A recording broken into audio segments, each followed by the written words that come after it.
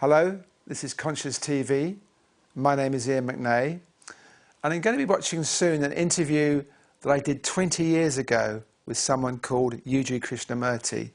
That's not to be confused with J. Krishnamurti. Yuji was a fascinating character. He actually died a couple of years ago. This interview is quite a unique document. He talks a little about his life, and I ask him questions. I should warn you that the quality is not brilliant. It was remastered from an old video cassette.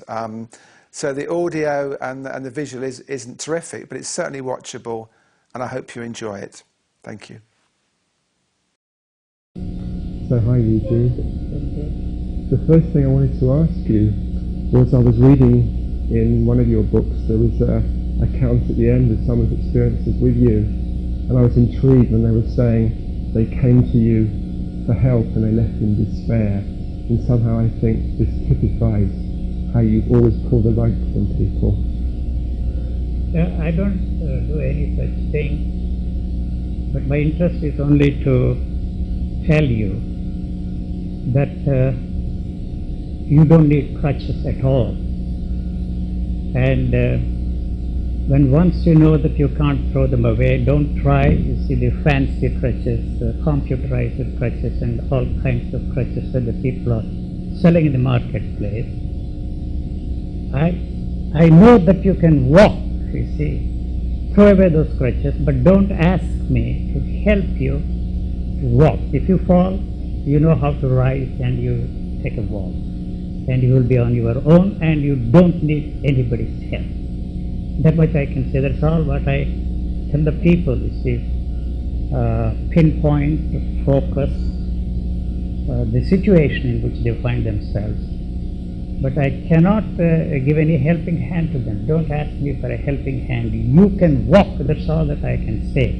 Because I myself have gone through that kind of a thing. And I found, although I fell so many times, got up and walked away from the whole thing that I was caught up in.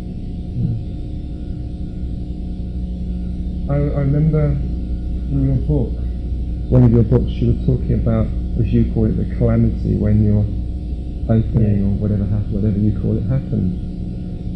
You had these 2 or 3 years where you were living as a street person in London, just without any money, and living under the arches of Charing Cross railway station, things like that.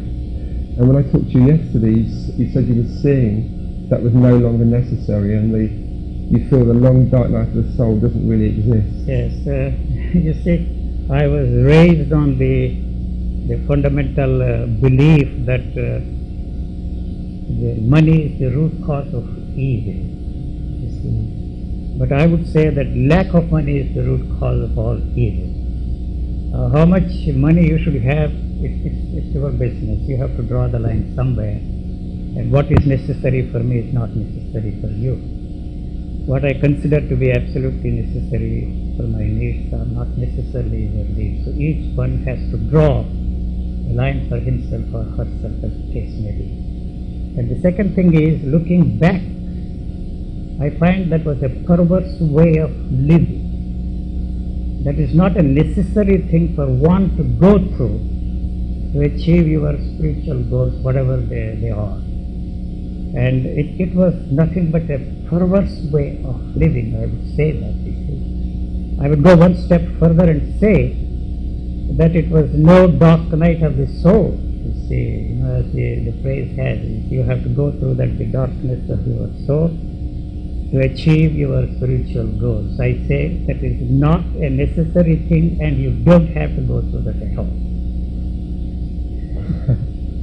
I don't know if it makes any sense. Well, anyway, yes. And now referring to the word calamity, I use that word deliberately and purposefully to tell those who are interested in achieving their spiritual goals, especially what they call enlightenment. So you think that you will be, when once you are enlightened, in a very peaceful, blissful state, and it will be full of immensity and beatitude and bliss and all that kind of a thing. When once this kind of a thing hits you, it hits you like the jolt of a lightning. and you wouldn't even know what happens to you. And you cannot tell yourself that you are in a perpetual state of happiness, perpetual state of bliss, perpetual state of immensity, and whatever phrases, fancy phrases, we were all fed up, you see. When once you realize that there is no way you can tell yourself that you are in a blissful state, there is no way you can tell yourself that you are an enlightened man, there is no way you can tell yourself and others that you are a free man, you really don't know what you are left with. And I felt and realized that I was freed. I use the word freed, quote and unquote, otherwise that word has a lot of connotations, from the very demand to be free from anything. So I deliberately use that word calamity to emphasize that you are hit by something, the nature of which you have no way of knowing. See, I found myself in a state of not knowing, and I didn't know what it was, and I do not know what it was that hit me. But one thing I know, it's like we are all reading about the devastating earthquake in California, and it hit many people. You see, many people have lost their the near and dear and loved ones. They have lost their property. But looking at it from a different angle, which is no consolation for those who have lost everything, which are considered precious, you have no way of finding out why this has hit, you see. It's such a paradise, it's like a California. The planet probably has its own ways of finding out a new sort of an equilibrium. We really don't know, but there's no consolation to it. So when this kind of a thing hits you or strikes you like the jolt of a lightning, you really don't know what has happened, and you are left with all these pains, aches and misery. And can this be the thing that all those people saw? That was my question. It's not that the question framed itself that way. I did not know what hit me.